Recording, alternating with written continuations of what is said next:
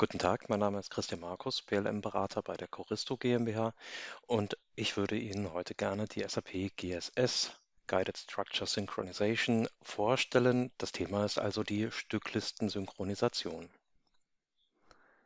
Zunächst vielleicht ein kurzer Blick darauf, warum wir uns überhaupt mit dem Thema der Stücklistensynchronisation auseinandersetzen.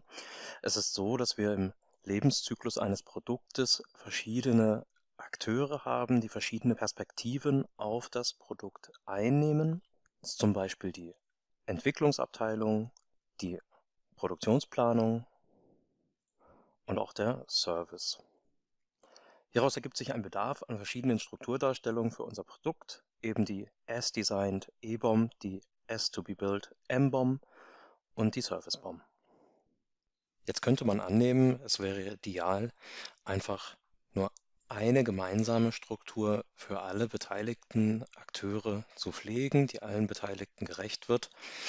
Dies führt jedoch zu einer Menge von Kompromissen und ja, damit auch zu vielen Reibungsverlusten.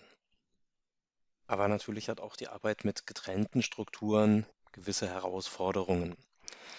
Die Hauptprobleme sind, Änderungen am Produkt in allen zugehörigen Strukturen nachzuvollziehen, ist einfach sehr viel Arbeit. Auch zu steuern, welche Strukturen wann geändert werden sollen, ist eine Aufgabe für sich, da sich die Lebenszyklen der einzelnen BOMs unterscheiden und dennoch die Konsistenz aller zugehörigen Strukturen gewährleistet werden muss. So folgt der dritte Punkt aus den ersten beiden. Manuell ist das ein hochfehleranfälliger Prozess.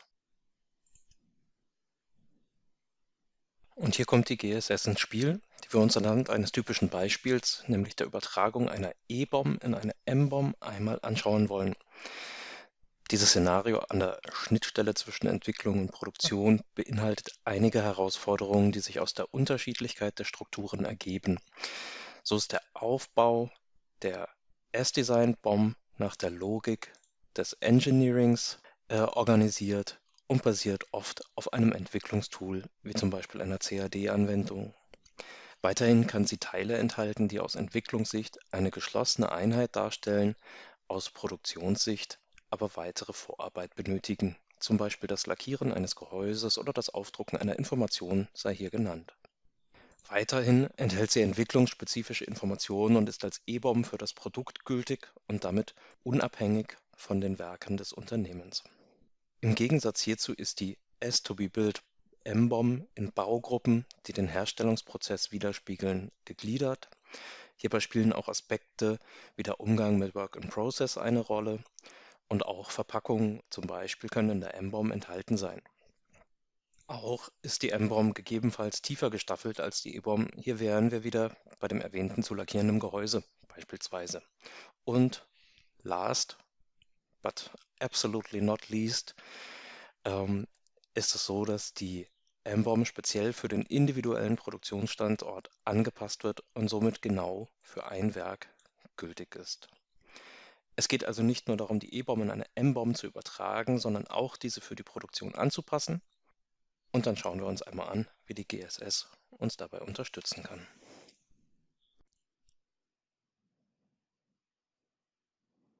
Zunächst können wir mit Hilfe der GSS problemlos Stücklisten aus einer Verwendung in eine andere übertragen, wie hier eben aus dem Engineering in das Manufacturing. Auch das Erweitern und Umstrukturieren der Zielstruktur ist hierbei möglich. Doch das Wichtigste ist, dass spätere Änderungen an der Quellstruktur auch in die angepasste Zielstruktur einfach und gegebenenfalls sogar automatisch übernommen werden können. Zur weiteren Unterstützung weist das System hierbei auf etwaige Konflikte hin und bietet entsprechende Lösungen an, die wir nur noch auswählen müssen. Und genau diese Funktionen wollen wir uns nun einmal anschauen anhand eines Beispiels, das einige von Ihnen vielleicht auch schon aus unseren Videos zum Produktstrukturmanagement in SAP kennen, unsere kleine Kfz-Klimaanlage. Wir sehen hier eine relativ einfache E-Bomb-Struktur, die wir dann per GSS eben übertragen wollen in eine werksspezifische M-Bomb. Hierbei verknüpft GSS diese beiden Strukturen permanent, steuert die Synchronisation und verfolgt auch Änderungen kontinuierlich. Im Weiteren werden wir die MBOM dann eben entsprechend der Bedürfnisse der Produktion anpassen, eine Baugruppe hinzufügen, die Struktur ein bisschen umorganisieren und dann werden wir sehen, dass wir auch, wenn es Änderungen an der EBOM gibt, diese ganz leicht in die veränderte MBOM übertragen können. Hierbei werden wir sehen, wie das System auf einen Konflikt hinweist und Lösungen zu seiner Bereinigung vorschlägt.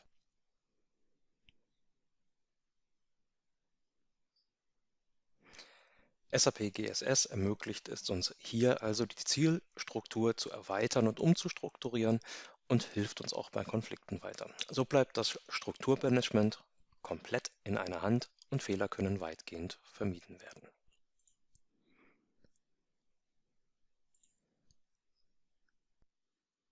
Dann wollen wir uns das hier im System einmal anschauen, beginnend mit einem Blick auf die Stückliste zu unserer kleinen Klimaanlage.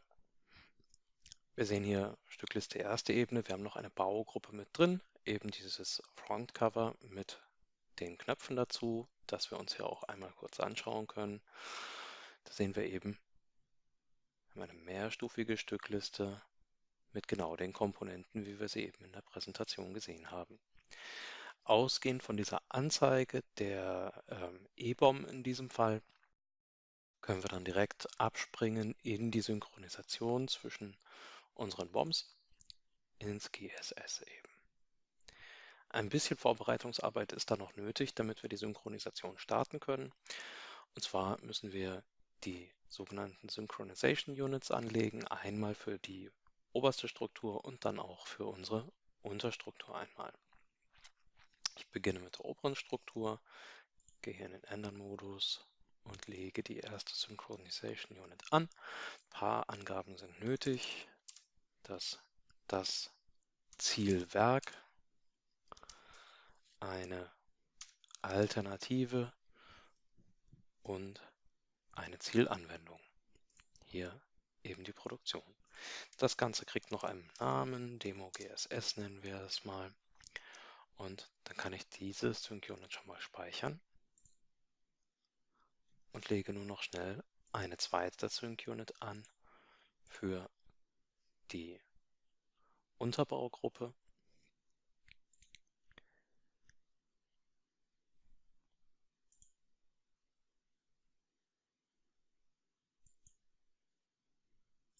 Gebe wieder das Zielwerk an, die Alternative und auch die Verwendung.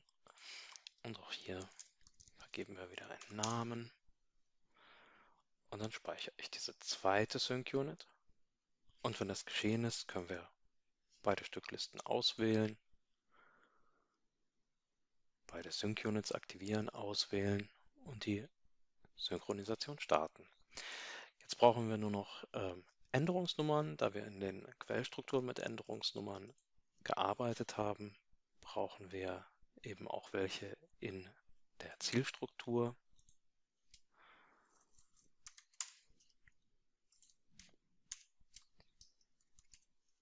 So.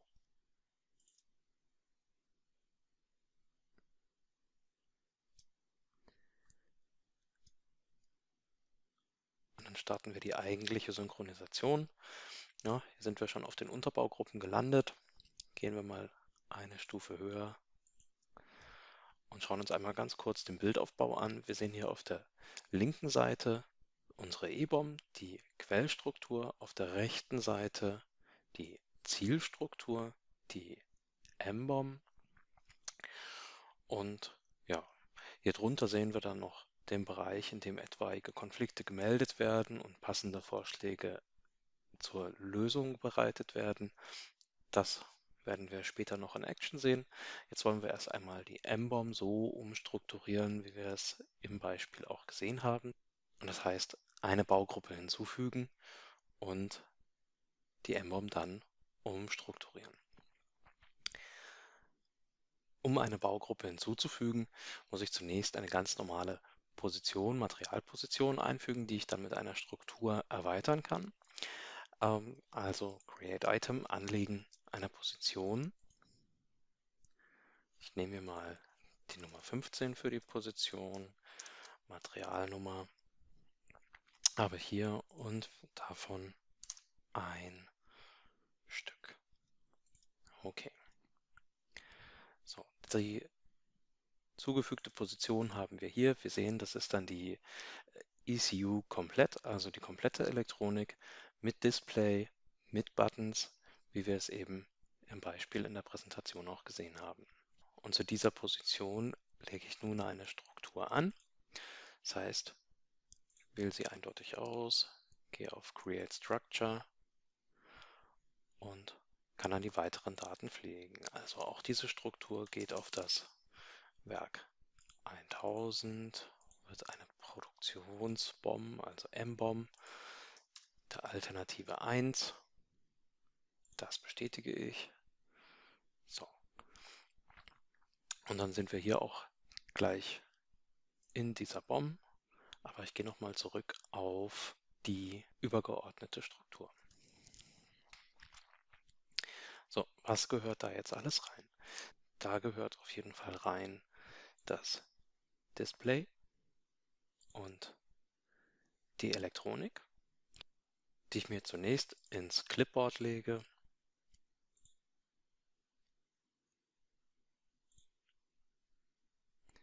Und dann finde ich sie hier unten und dann gehe ich eben in die Zielstruktur und füge sie dort wieder ein. So, das war das eine. Jetzt wollen wir aber ja auch noch aus der anderen Baugruppe die Buttons mitnehmen.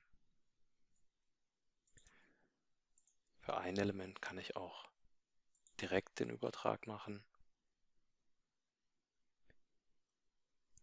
Und wähle hier eben die Zielstruktur aus.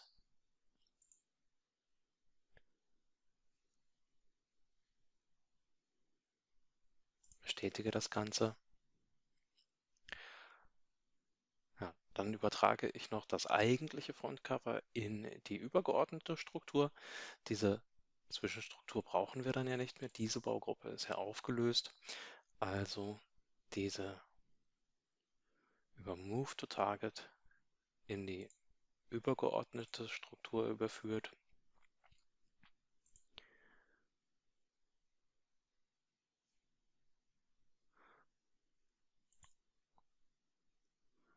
Die jetzt so aussieht. Ja, wir haben hier zweimal das Frontcover. Das eine Mal ist es noch die Baugruppe, das andere Mal das eigentliche Frontcover. Die Baugruppe in dem Sinne brauchen wir jetzt natürlich nicht mehr. Diese entfernen wir also aus der Zielstruktur.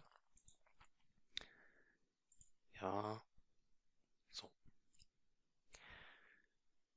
Und jetzt haben wir die M-Bom mit der Baugruppe für die komplette Steuereinheit, mit dem Display, den Buttons und der eigentlichen Elektronik in der übergeordneten Struktur, wo dann eben noch das Cover und die Kühleinheit hinzukommt. Damit wäre unsere Klimaanlage hier fertig. Das wäre dann unsere, wenn man so will, erste Synchronisation mit Umstrukturierung der M-Bom und das speichern wir jetzt einmal ab. Wir kriegen noch einen Hinweis und sind dann mit unserer ersten Synchronisation fertig. Und hier sind wir nun wieder in unserer E-Bom, die wir jetzt abändern wollen. Die Änderung, die ich vornehmen will, ist die Kühleinheit gegen eine effizientere, weniger Leistung zieht einzutauschen. Dafür gebe ich das andere Material an. Und dann sehen wir hier die neue Kühleinheit mit nur noch 3,5 Kilowatt Leistungsaufnahme. So, diese Veränderung an der E-Bom speichern wir ab und können dann auch von hier aus gleich wieder in die Synchronisation einsteigen.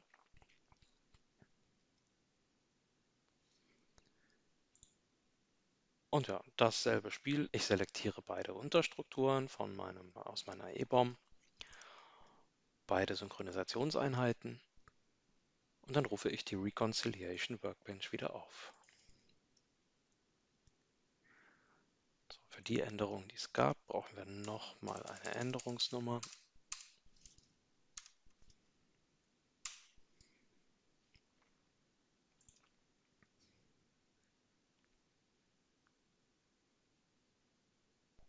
Und dann sehen wir nun unter den Konflikten, auch wenn es nur ein Hinweis ist, also alles in Ordnung soweit, wir müssen keine Lösung anwenden, aber wir kriegen schon mal einen Hinweis, es ist bemerkt worden, es hat sich ein Material geändert und dieses wurde nun übernommen in die Zielstruktur.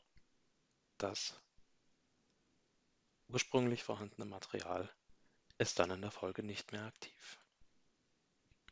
Und dieses Synchronisationsergebnis speichere ich nun einfach ab.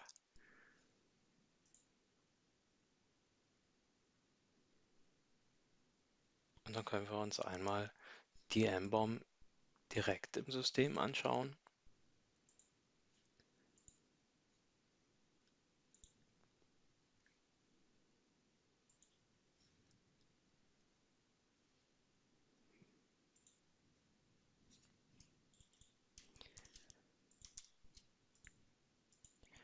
Hier jetzt natürlich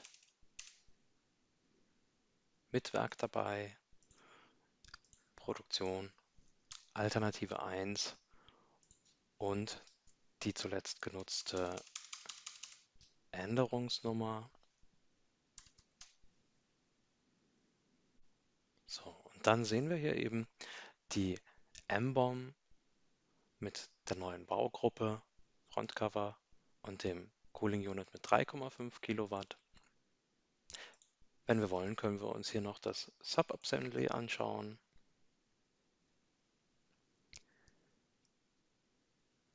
Und finden dann eben auch hier, wie zu erwarten, das Display, die Elektronik, die Knöpfe, alles wie wir es wollten, entsprechend auch unserem Beispiel aus der Präsentation. Und das war es auch, was ich Ihnen heute hier im System zeigen wollte. Ich hoffe, ich konnte Ihnen einen guten Eindruck von der SAP GSS vermitteln.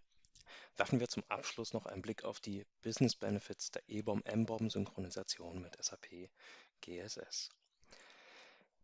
Ein Vorteil: Das Engineering kann sich voll auf die Entwicklung der Produkte konzentrieren, ohne in der Datenhaltung auf fertigungsspezifische Baugruppen Rücksicht nehmen zu müssen. Die Produktionsplanung kann Optimierungen vornehmen, ohne Änderungsprozesse der Entwicklung zu tangieren. Und Änderungen in der Entwicklung und der Produktion können parallel vonstatten gehen. Außerdem unterstützt SAP GSS Design Anywhere, Build Anywhere Szenarios und ermöglicht so eine flexible Anpassung und Verlagerung von Produktionsprozessen.